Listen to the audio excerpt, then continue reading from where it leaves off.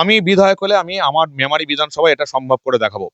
পাড়ার যদি একটা আলোর কাজ হয়, একটা ড্রেনের কাজ হয়, সেখানে কমিটি হবে এবং সেই কমিটিতে এলাকার মানুষ অন্তর্ভুক্ত হবে এবং সেই এলাকার মানুষ তার কাছেও সমস্ত রকমের তথ্য থাকবে যে কত টাকার কাজ হয়েছে, কত টাকার টেন্ডার হয়েছে, কিভাবে কাজ হচ্ছে, কি মেটেরিয়ালস আসছে এবং তার জন্য কি কি খরচা হচ্ছে। এটা এলাকার মানুষকে সঙ্গে নিয়ে চলতে হবে, নাহলে কখনো এই নেতা নেত্রীদের চুরি দুর্নীতি বন্ধ করা যাবে না। মমতা বন্দ্যোপাধ্যায় যদি ভেবে ভেবে থাকেন যে ভোটের আগে 500 টাকা করে ভাতা বাড়িয়ে তিনি ভোটে জিতবেন, তিনি এবারে ভুল করছেন। এমনিতেই এসআইআর এ 90 লক্ষ ভুয়ো ভোটার বাদ চলে গেছে।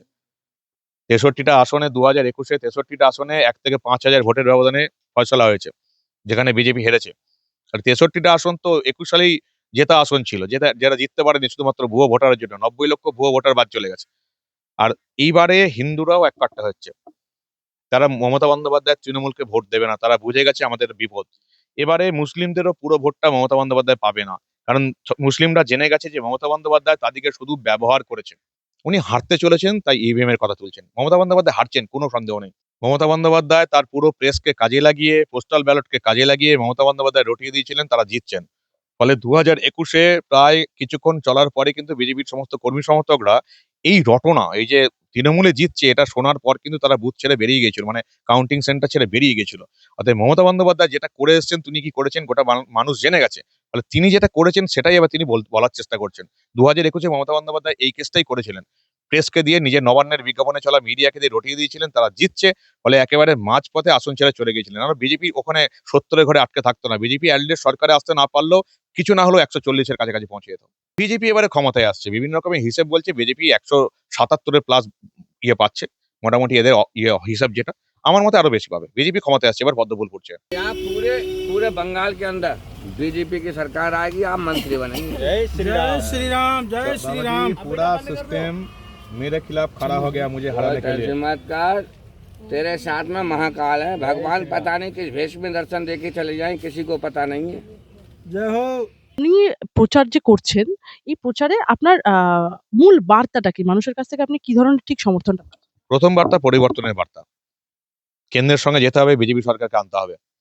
রাজ্যে পরিবর্তনের হাওয়া রয়েছে, পশ্চিমবঙ্গে পদ্মফুল ফুটছে এবং সেই সঙ্গে সঙ্গে মেমারিতে পদ্মফুল ফোটাতেই হবে। এতদিন তৃণমূলের বিধায়করা কিচ্ছু করেনি। এখানে মানে চুরি, দুর্নীতি, তোলাবাজি ছাড়া কিচ্ছু নয়। বিধায়ক নির্বাচিতই হয় শুধুমাত্র দুর্নীতি করার জন্য, মানুষের জন্য কোনো কাজ নেই। আবাস যোজনার আবাস যোজনার বাড়ি তো নেতারা বেশি করে পেয়েছে, যারা তৃণমূলের লোক তারা পেয়েছে। সাধারণ মানুষ পেয়েছে কোথায়? গরিব মানুষ তো পায়নি। এই তো গ্রামে গ্রামে ঘুরছি, সবাই বিক্ষুব্ধ। কেউ বাড়ি পায়নি, গরিব মানুষরা বাড়ি পায়নি। 10টা লোকের মধ্যে একটা বাড়ি পেয়েছে। সব তৃণমূলের নেতারা বাড়ি পেয়েছে 2 বার 3 বার করে। যারা তৃণমূলের সমর্থক তারাই একমাত্র বাড়ি পাচ্ছে। এই সিস্টেমে তো চলতে পারে না যে একটা পার্টিকে সমর্থন করবে বলে আবাস যোজনা বাড়ি পাবে। আবাস যোজনার বাড়ি তো গরিবকে পাওয়া উচিত। সেই সিস্টেম চালু করতে হবে। এবং সবচেয়ে যেটা বড় কথা, আবাস যোজনার বাড়ি দিতে গিয়ে যাদেরকে দেওয়া হচ্ছে, হয় বিডিও অফিস, নয় পঞ্চায়েত অফিস, নয় পৌরসভা অফিস, নয় একেবারে পাড়ার মোড়ে টাঙাতে হবে যে কারা বাড়ি পাচ্ছে। মানুষ যেন দেখতে পায় যে কারা বাড়ি পেলো। তারা গরিব মানুষ বাড়ি পেলো নাকি তৃণমূলের লোক বলে বাড়ি পেলো। সেই মানে যখন ডাক্তাররা আন্দোলন করলেন, তারা যেরকম একাধিক বিষয় বলেছিলেন, মানে ট্রান্সপারেন্সি রাখার ব্যাপারে বলেছেন। আপনি যে এই ট্রান্সপারেন্সি দাবি করছেন, এই সম্ভব পশ্চিমবাংলার? আমি বিধায়ক হলে আমি আমার মেমারি বিধানসভায় এটা সম্ভব করে দেখাবো। পাড়ার যদি একটা আলোর কাজ হয়, একটা ড্রেনের কাজ হয়, সেখানে কমিটি হবে এবং সেই কমিটিতে এলাকার মানুষ অন্তর্ভুক্ত হবে এবং সেই এলাকার মানুষ তার কাছেও সমস্ত রকমের তথ্য থাকবে যে কত টাকার কাজ হয়েছে, কত টাকার টেন্ডার হয়েছে, কিভাবে কাজ হচ্ছে, কি মেটেরিয়ালস আসছে এবং তার জন্য কি কি খরচা হচ্ছে। এটা এলাকার মানুষকে সঙ্গে নিয়ে চলতে হবে, নাহলে কখনো এই নেতা নেত্রীদের চুরি দুর্নীতি বন্ধ করা যাবে না। সরকার আমরাই গড়ব, মনোনয়ন পেশের পরে আত্মবিশ্বাসী মমতা মমতা বন্দ্যোপাধ্যায় যদি ভেবে থাকেন যে ভোটের আগে 500 টাকা করে ভাতা বাড়িয়ে তিনি ভোটে জিতবেন, তিনি এবারে ভুল করছেন। এমনিতেই এসআইআর এ 90 লক্ষ ভুয়ো ভোটার বাদ চলে গেছে। 63টা আসনে 2021-এ 63টা আসনে 1 থেকে 5,000 ভোটের ব্যবধানে ফয়সলা হয়েছে, যেখানে বিজেপি হেরেছে। আর 63টা আসন তো 21 সালেই জেতা আসন ছিল, যারা জিততে পারেনি শুধুমাত্র ভুয়ো ভোটারের জন্য। 90 লক্ষ ভুয়ো ভোটার বাদ চলে গেছে। আর এইবারে হিন্দুরাও এক কাট্টা হচ্ছে। তারা মমতা বন্দ্যোপাধ্যায়ের তৃণমূলকে ভোট দেবে না, তারা বুঝে গেছে আমাদের বিপদ। এবারে মুসলিমদেরও পুরো ভোটটা মমতা বন্দ্যোপাধ্যায় পাবে না, কারণ মুসলিমরা জেনে গেছে যে মমতা বন্দ্যোপাধ্যায় তাদেরকে শুধু ব্যবহার করেছে। মমতা বন্দ্যোপাধ্যায় গত 10 বছরে 60,000 কোটি টাকা খরচা করেছে সংখ্যালঘু উন্নয়ন এবং মাদ্রাসার জন্য।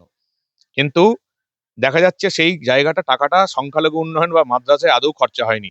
2025-এ মাদ্রাসা এবং সংখ্যালঘু উন্নয়নে বাজেট ছিল প্রায় 5,500 কোটি টাকার উপর। 2026-এ সেই বাজেটটা হচ্ছে 5,750 কোটি টাকার উপর। মানে গত 2 বছরে মাদ্রাসা এবং সংখ্যালঘু উন্নয়নে খরচা হয়েছে 11,000 কোটি টাকা।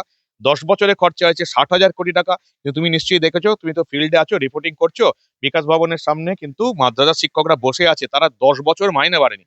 তো মাদ্রাসা শিক্ষার উন্নয়নে যদি 10 বছরে 60,000 কোটি টাকা খরচা হয়, আর মাদ্রাসা শিক্ষককে যদি মাইনে হয়নি বলে, তাহলে এই টাকাটা কোথায় গেল? পরবর্তীকালে পদত্যাগ করার পর জানতে পারলাম যে সংখ্যালঘু উন্নয়ন এবং মাদ্রাসার চেয়ারম্যান ছিলেন মমতা বন্দ্যোপাধ্যায়। টাকাটা কোথায় গেল? শিক্ষকদের তো মাইনে বাড়েনি মাদ্রাসায়। তাহলে মুসলিমদেরও অধিকাংশ ভোট এবার মমতা বন্দ্যোপাধ্যায় পাবেন না। মানবদা, মুখ্যমন্ত্রী বলছেন আমরা আবার বিচার চাইবো। এই যে 91 লক্ষ নাম বাদের কথা বললেন, আমি মনে দুঃখ নিয়ে করছি, কারণ এত নাম বাদ দিয়েছে, এটা সুপ্রিম কোর্টের অর্ডার ছিল। 32 লক্ষ নাম উঠেছে, তাও আমার কেস করার জন্য। পরে নাম তুলে কি হবে? তারা তো আর ভোট দিতে পারবে না। কোর্ট বলেছিল ট্রাইব্যুনালে সেটেল হবে, তাহলে আমরা আমার তাহলে ফ্রোজেন করে দেওয়ার মানে কি? আমি বুঝছি না, এটা নিয়ে আমরা আবার বিচার চাই। মমতা বন্দ্যোপাধ্যায় তো কোর্টে গেছেন। ভারতবর্ষের বাকি 12টা রাজ্য কেন্দ্রশাসিত অঞ্চলে তো এসআইআর হয়েছে, কোথাও কোনো পিন পড়ার শব্দ পাওয়া যায়নি। এখানে মমতা বন্দ্যোপাধ্যায় প্রথমে কিন্তু ওই ডাটা এন্ট্রি অপারেটর দেয়নি, মানুষকে লাইনে দাঁড় করিয়েছেন। তারপর তার কর্মীরা তো সবকিছু করতো, ইয়ারও বিগিয়ারও। যাদের উপর ভরসা না রেখে মমতা বন্দ্যোপাধ্যায় নিজের সরকারি কর্মীদের উপর ভরসা না রেখে কোর্টে গেছেন। কোর্ট থেকে তো এখন বিচারপতি এবং বিচারকরা ঠিক করে দিয়েছেন। এগুলো যারা করছে তারা বিচারক এবং বিচারপতিরা ঠিক করে দিয়েছেন, এই এসআইআরটা পরিচালনা এখন করছেন। ফলে যা হচ্ছে তো কোর্টের ব্যবস্থাপনায় হচ্ছে, সুপ্রিম কোর্টের নির্দেশে উম, হচ্ছে। তিনি কোর্টে মমতা বন্দ্যোপাধ্যায় যেমন ঢপবাজি আর মিথ্যাবাজি চালিয়েই যান, ফলে এই নিয়ে কিছু বলার কিছু নেই। ওনার মিথ্যা কথাটা বলার জন্মগত স্বভাব হয়ে গেছে।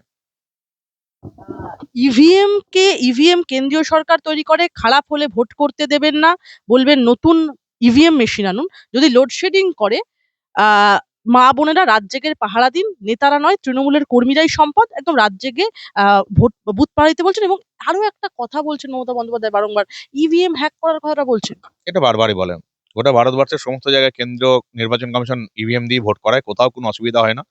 মমতা বন্দ্যোপাধ্যায় হারার ভয় পেয়েছেন, তাই ইভিএম হ্যাক করার কথা বলছেন, ইনি বারবারই বলেন। তাহলে 2011-তে যেবার পরিবর্তন হলো, সেবার কি মমতা বন্দ্যোপাধ্যায় ইভিএম হ্যাক করে জিতেছিলেন?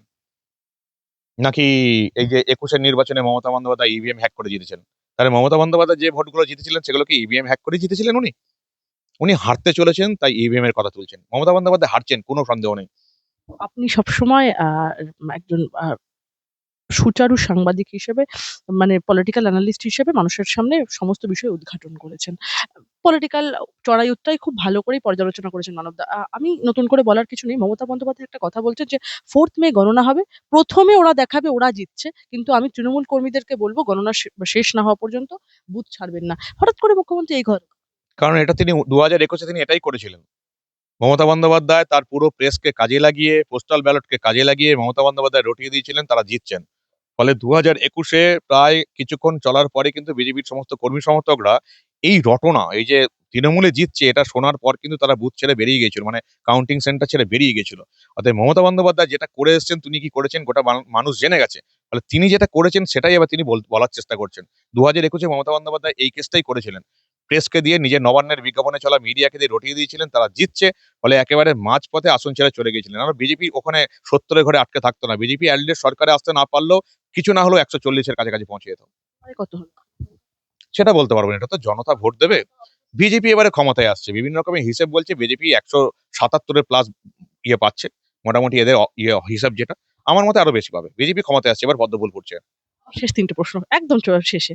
রাজ্য প্রশাসন ব্যর্থ হলে কি করতে হবে জানি, হুঁশিয়ারি রয়েছে সুপ্রিম কোর্টের। এবং দেশের প্রধান বিচারপতির বক্তব্য এমনটা। মহিলা বিচারপতির সন্তানের কান্না এই ভাইরাল হচ্ছে কি? এগুলো বলতে পারবো না, আমি প্রচারের মধ্যে আছি, আমি এগুলো এখনো দেখিনি, খবরের মধ্যে আমি এখন আর নেই। আর এই এতগুলো মানে বড় ম্যাটার গুলো তো আমার রাজ্য স্তরের নেতারা বলবেন। ওখানে শ্রমিক ভট্টাচার্য আছেন, সুকান্ত মজুমদার আছেন, শুভেন্দু অধিকারী আছেন, তারাই বলবেন বাকিগুলো। মালদা বিধানসভা পিছু একদম 50,000 করে ভোট বাতিল। কলকাতাতেও একদম বাতিলের খাড়া। সব থেকে বেশি বেকায়দায় পড়তে চলেছে তৃণমূল বেকায়দায় পড়তে চলেছে। একদম তৃণমূলের ভুয়ো ভোটার সব, মালদাই হোক আর এই কলকাতার বিভিন্ন আসনই হোক, সবই তৃণমূলের ভুয়ো ভোটার। এই ভুয়ো ভোটার দিয়ে এতদিন ভোটে জিতে এসছে, ফলে সেই ভুয়ো ভোটারগুলি বাদ গেছে। একটা রাজনৈতিক ব্যক্তিত্বদের নিয়ে প্রশ্ন করবোই অ্যাকচুয়ালি শেষে। বালুর মতো ভালো কাজ কেউ করতে পারেন না, একদম জ্যোতিপ্রিয় মল্লিক। এবার জ্যোতিপ্রিয় মল্লিকের পক্ষে জোর সওয়াল মমতা বন্দ্যোপাধ্যায়। বলছেন যে ডিজিটাল রেশন কার্ড আপনারা পেয়েছেন ওটা বালু করেছিল, এত সহজ ছিল না। রেশনের মাল আগে যে পাচার হয়ে যেত, প্রত্যেকটা গাড়ির নম্বর রাখা, তাকে ট্যাগ করা, এগুলো বালু। বালু তো একা কিছু করেনি। এই রেশন চুরির ভাগ তো কোনখান থেকে কোথায় গেছে, ক্যামাক স্ট্রিট থেকে কালীঘাট অব্দি গেছে, এটা তো গোটা পশ্চিমবঙ্গের মানুষই জানে। তাহলে চোরদের তো মমতা বন্দ্যোপাধ্যায় সাপোর্ট করবেনি। তিনি অনুব্রত মণ্ডলকেও সাপোর্ট করেছেন, ফিরাদ হাকিমকেও সাপোর্ট করেছেন, মদনকেও সাপোর্ট করেছেন, বালুকেও সাপোর্ট করছেন, চাকরি চুরিকেও সাপোর্ট করেছেন। মমতা বন্দ্যোপাধ্যায় চোরদের পাশে আছেন, এটা গোটা বাংলার মানুষ জেনে গেছে, এটা নতুন কিছু না। মেমারির মানুষের মেমারির মানুষকে একটাই বলবো, পরিবর্তনের সুযোগ এসছে। এতদিন রাজনৈতিক নেতাদের ভোট দিয়েছেন, এবার আপনাদের ঘরের ছেলে মানব গ্রহকে ভোট দিতে হবে। পরিবর্তন করতে হবে, সিস্টেমের পরিবর্তন, তৃণমূলের পরিবর্তন, নেতাদের দুর্নীতির পরিবর্তন, এলাকায় কাজ হতে হবে। আমি এবং সেটা করে দেখাবো। তুমি তো 3 ইডিয়টস দেখেছো তো? 3 ইডিয়টস এ আমির খান, যার র্যাঞ্চো ক্যারেক্টার ছিল, র্যাঞ্চো একটা উক্তি বলেছিল তার প্রফেসরকে, যে আপনি আমার চেয়ে অনেক বেশি শিক্ষিত, আমি আপনাকে শেখাতে আসিনি, আমি এটা শেখাতে চাই কেমন করে শেখাতে হয়।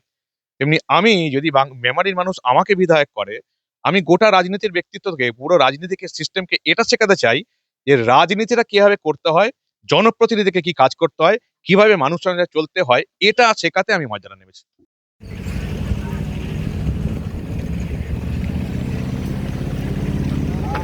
जगन्नाथ भगवान को नमस्कार कर लो इधर। ये नाना बाबा हैं, ये प्रयागराज कुंभ से। आपको हरी इच्छा है। इतना याद कर लेना, ये 2026 का ये चौथा महीना चल रहा है और चौथे महीने का आज दिन बुद्ध भगवान का है। जैसे केजरीवाल बार बार ताना देता था मोदी जी को हर भाषण में कि मोदी जी इस जन्म में तो तुम नहीं आओगे दिल्ली के अंदर, कहीं तो आपको अगला जन्म रखना पड़ेगा। तो देखो आज बेटी रेखा गुप्ता है जय हो सिद्ध बाबा की। और जब बिहार के अंदर इलेक्शन हुआ तो लोग हीरो लोग ये कहते थे कि मेरे मुकाबले पे किसको टिकट मिलेगा मुझे बताना। बीजेपी वालों ने किसको दिया है तो बतलाया कि मैथिली ठाकुर के लिए टिकट दिया है, मैथिली ठाकुर के लिए टिकट दिया है। उन्होंने कहा हीरो लोगों ने मैं उसे चुटकी मिला दूंगा। तो देखो आज मैथिली ठाकुर मंत्री है और वहाँ बीजेपी की पार्टी लड़ाई। तो हम जाओ कहीं आश्रम पर और जय जयकार हो। के लिए हम आपके लिए कुछ चीज देके जाएंगे।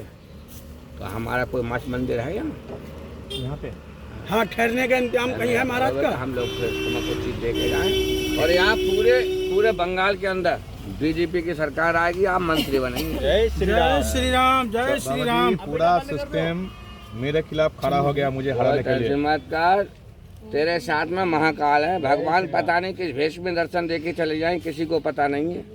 जय हो।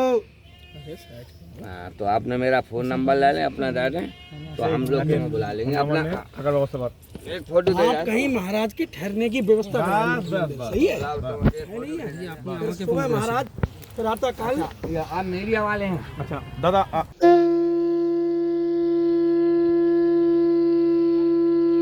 बोलो अपने अपने माता पिता की जय, अपने अपने गुरु महाराज की जय, भारत माता की जय, भारत माता की सनातन धर्म की ऐसे वीर भक्तों की गौ माता की गौ माता की रक्षा करने वाले मेरे वीर भक्तों की जय। ठीक है बेटा, अगले महाकाल पता नहीं किस भेष में आ जाए, सभी लोग आपके मिलने अच्छे रहे। जय हो बेटी।